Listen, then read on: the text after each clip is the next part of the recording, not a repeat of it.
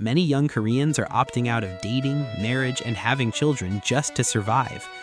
Over 80% of young people don't see marriage as a necessity. So, what kind of country is South Korea really?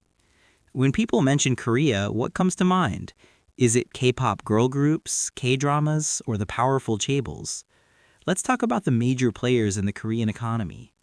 Everyone knows Samsung, but in fact, there are 10 major corporate giants that define South Korea. Hyundai, SK, LG, Lotte, POSCO, GS Caltex, Hanwha, HD Hyundai, and Doosan. They control 90% of the country's key industries, impacting everything from the macroeconomy to daily life. Today, I'm going to take you inside the real Korea, behind the chaebols. The Republic of Korea, or South Korea for short, is the 12th largest economy in the world. South Korea's nominal GDP in 2024 was about $1.87 trillion, with a GDP per capita of approximately $36,000. It's widely recognized as a highly industrialized, developed capitalist nation with world-class tech and scientific expertise. The economy is massive, but the structural burden is just as heavy. Total national debt is approaching 2,000 trillion won, which is about $1.5 trillion. Specifically, household debt has long been among the highest in the world. In 2024, the average debt for South Koreans under 30 reached 56 million won, or roughly $42,000. They've become some of the most debt-burdened young people globally. Korean workplaces are infamous for their overtime culture. The average annual working hours hit 1,923 in 2024, significantly higher than most other developed countries. For many employees, working 2 to 3 hours of overtime every night is just the norm.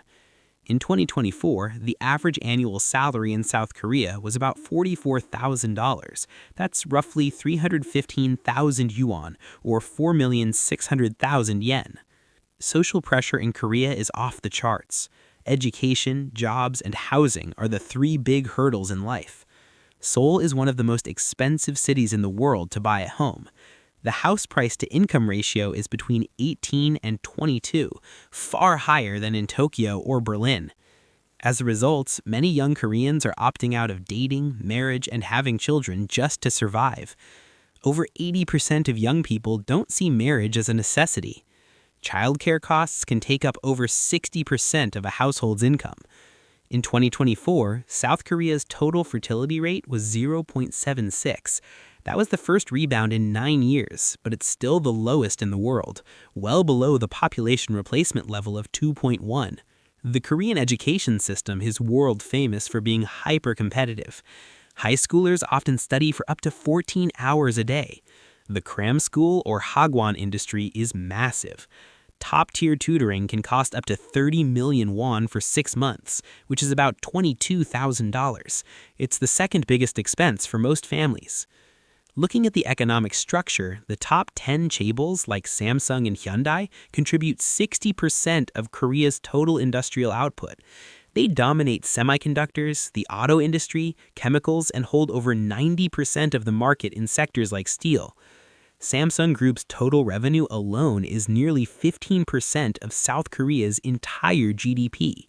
It's a uniquely corporate-driven economy. In 2024, South Korea's exports totaled about $680 billion. The core is built on semiconductors, cars, petrochemicals, ships, and steel, along with batteries and ICT equipment.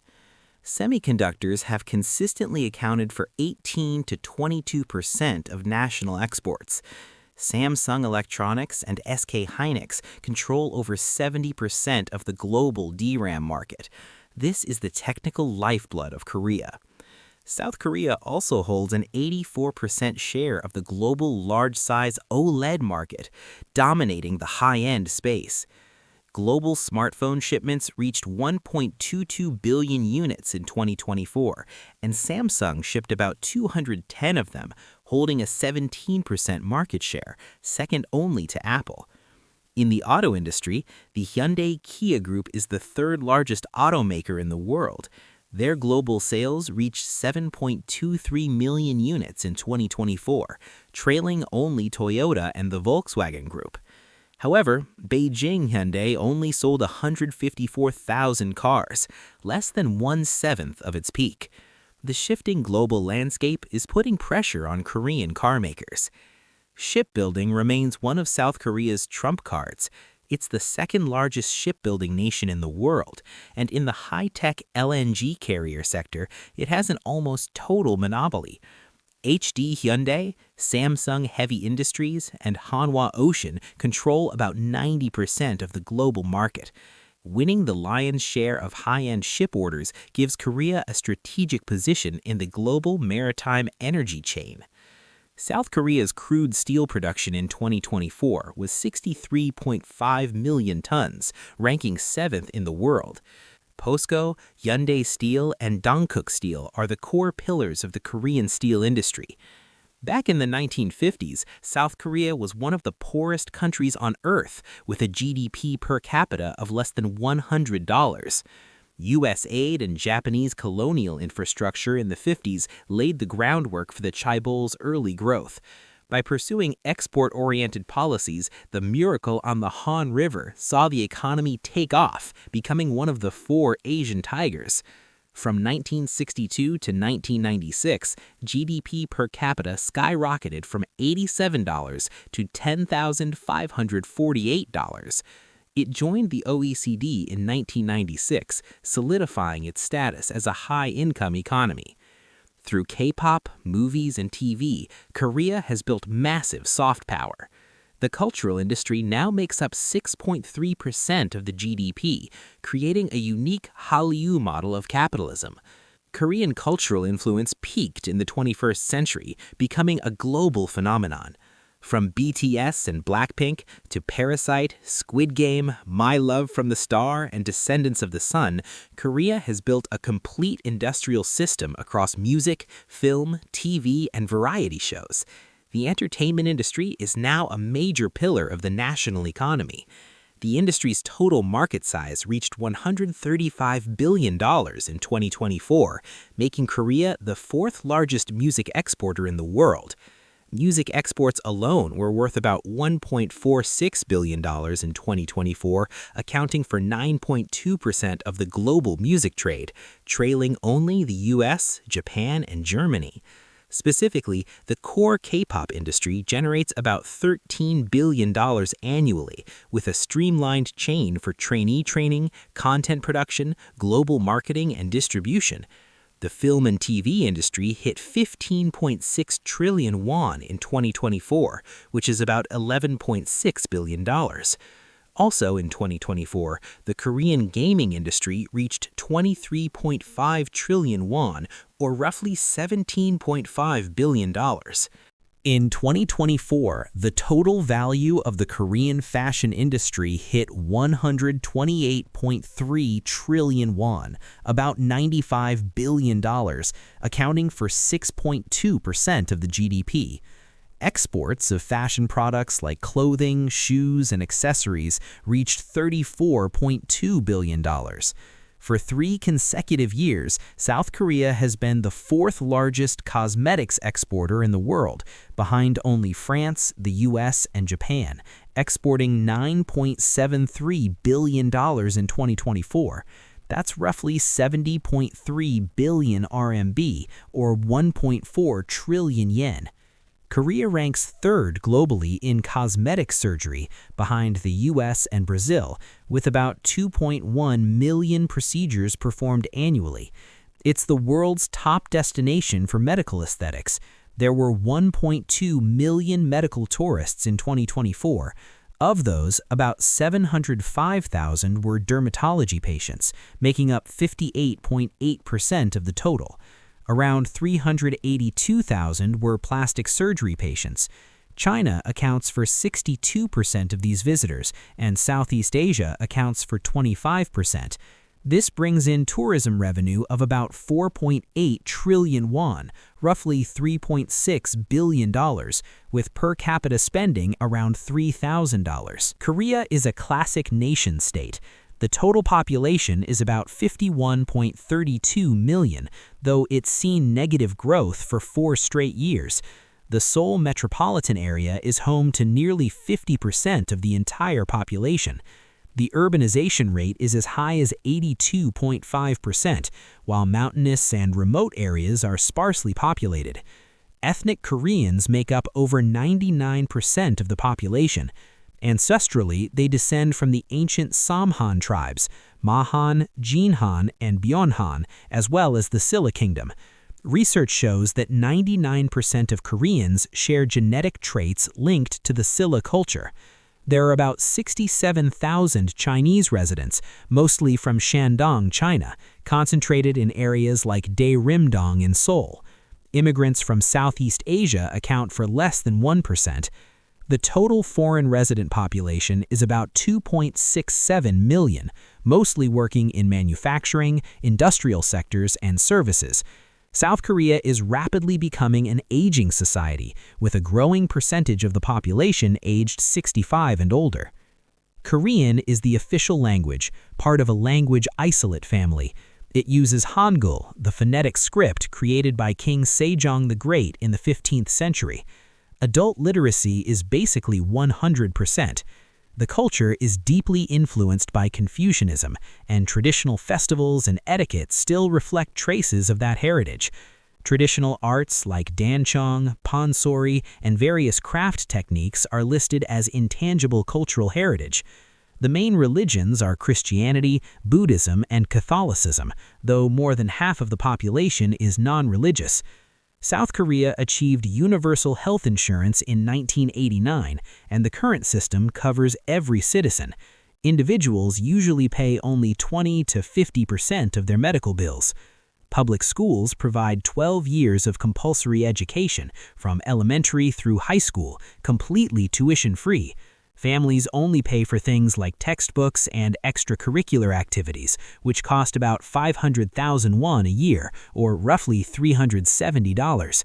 Average annual tuition at public universities is about $3,000.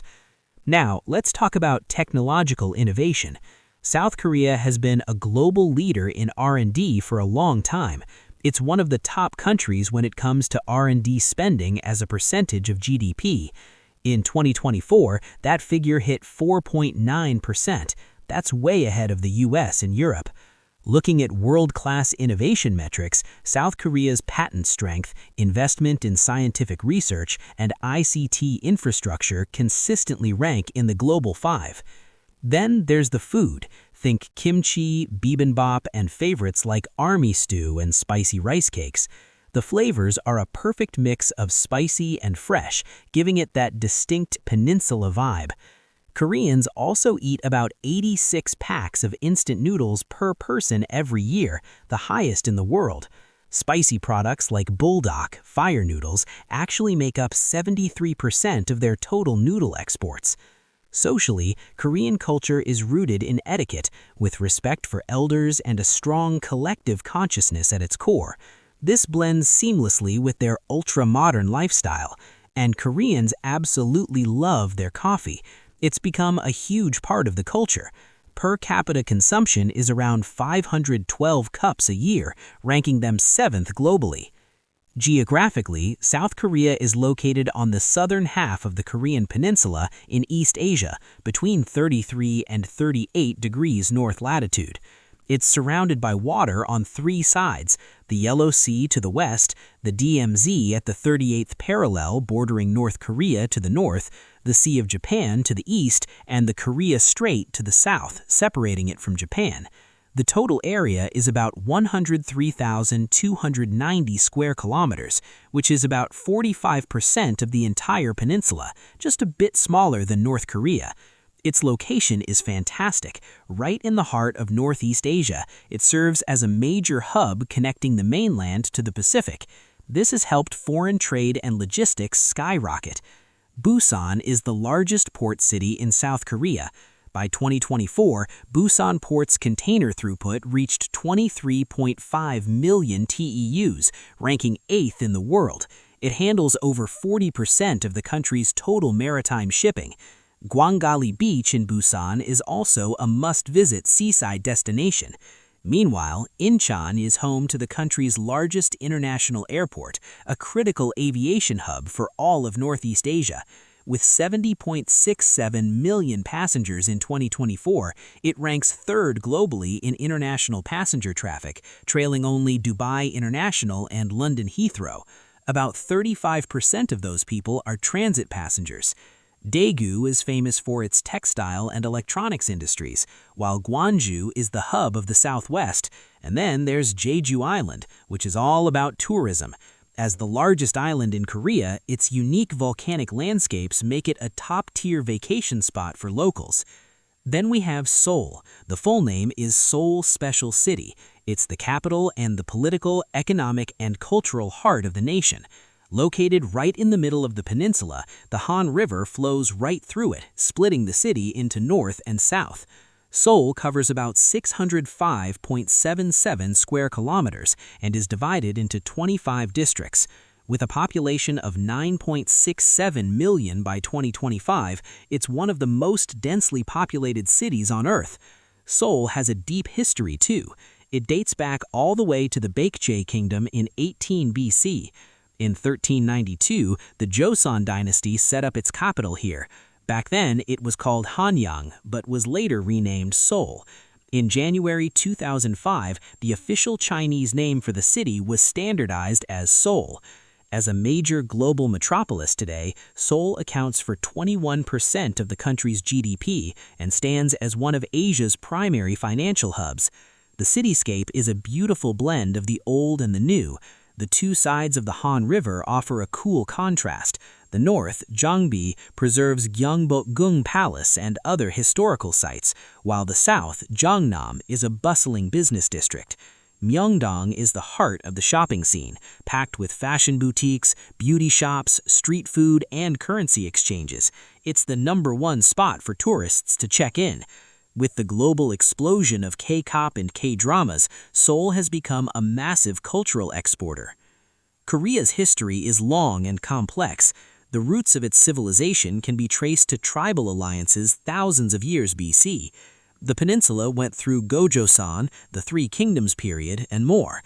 In 668, Silla unified the peninsula for the first time. In 918, Wongon founded the Goryeo dynasty. Then in 1392, Yi Seong-gye overthrew Goryeo to establish the Joseon dynasty, moving the capital to Hanyang. The reign of King Sejong, who created the Korean alphabet, is considered a cultural golden age. By the late 19th century, Joseon was caught between global powers. They changed the country's name to Korean Empire, and Emperor Gojong took the throne. But in 1905, they were forced into a protectorate treaty with Japan, becoming a Japanese protectorate.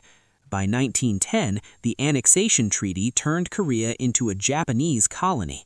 During colonial rule, the Korean economy was devastated.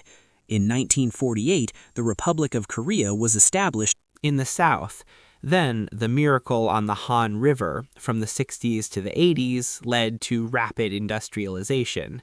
The 1988 Seoul Olympics were a huge success, marking Korea's arrival on the international stage. On July 21, 2021, South Korea was officially recognized as a developed country by the UN.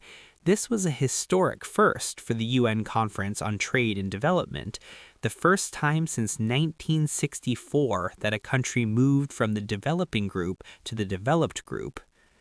South Korea is actually pretty resource poor. They have about 280 known minerals, but only about 50 of them are worth mining. Things like iron, anthracite, lead, and zinc, but reserves are quite small. Coal is especially scarce, representing just a tiny fraction of the peninsula's total reserves. Since their domestic minerals can't keep up with industrial demand, they rely heavily on imports for energy and raw materials like oil, natural gas, and coal. To cut back on fossil fuels, Korea has gone all in on nuclear power. Nuclear energy now provides about 30% of their total electricity. The terrain is mostly mountainous. About 70% of the country is made up of mountains and hills. The Taebaek Mountains run down the east coast, acting as the backbone of the peninsula. Mount Holasan is the highest peak, sitting at 1,950 meters above sea level. Plains are mostly found in the west and along the southern coast. Rivers like the Han and the Nakdong have created alluvial plains where most of the population and economy are concentrated. The coastline is super jagged, stretching about 5,259 kilometers with tons of bays and islands. Overall, Korea's geography has really shaped its economy and social development. It faces the challenges of many mountains and limited resources, but uses its ocean access and prime location to its advantage. The climate is a classic temperate monsoon climate, with 4 distinct seasons that mix continental and marine weather. Summers are hot and humid, while winters are cold and dry. The south stays a bit warmer thanks to the Tsushima Current. Korea has about 1.528 million hectares of arable land, mostly concentrated in the west and the southern plains and hills, like the Han River Plain and the Nakdong River Plain. The food self-sufficiency rate is under 30%. While they hit about 90% self-sufficiency for rice, staples like wheat and corn are almost entirely imported. Farmers make up about 4.2% of the population, and agriculture accounts for 1.8% of GDP. Rice is the main crop, taking up over 80% of cultivated land. Other cash crops like soybeans and barley are grown in smaller areas. Because of the mountainous terrain and limited farmland, Korea's grain self-sufficiency stays low, meaning many agricultural products have to be imported. On the bright side, Korea is rich in fishery resources. Major seafood includes hairtail, squid, and shellfish. The country is also densely networked with rivers. Most start in the eastern Taebaek Mountains and flow outward, draining west or south into the Yellow Sea and the Korea Strait. The Nakdong is the longest river in Korea, stretching 525 kilometers. It starts at Hwangji Pond in the Taebaek Mountains, flows through Gyeongsang-bukdo and Gyeongsang-namdo, and finally empties into the Korea Strait west of Busan. Its basin covers 23,900 square kilometers, making it a vital agricultural region for Korea, with fertile delta plains at its mouth. The Han River is 514 kilometers long, originating from Mount Odaesan in the Taebaek Range. It flows west through Gangwon-do and Gyeonggi-do, passing through Seoul before reaching Kangwa Bay and the Yellow Sea. The Han River Basin covers about 26,000 square kilometers and is the absolute heart of the Korean economy. The Gum River is in central Korea, about 401 kilometers long, with a basin area of roughly 10,000 square kilometers. It flows through Jeollabuk-do and Cheongcheong-namdo before emptying into the Yellow Sea. The downstream area includes the Jeonju, Honam, and Jimjae plains, totaling about 1,500 square kilometers. This region is the birthplace of the Joseon dynasty and remains a key breadbasket for the country. Today's South Korea is a nation built on science and technology, a developed country constantly reinventing itself through diversity. By balancing tradition and modernity, it continues to move forward despite any challenge. So what else do you know about South Korea? Or do you have any unforgettable stories from your time there? Let us know in the comments. Thanks for watching Big Fly Global Geographic. If you liked this video, please give us a thumbs up, share, and subscribe.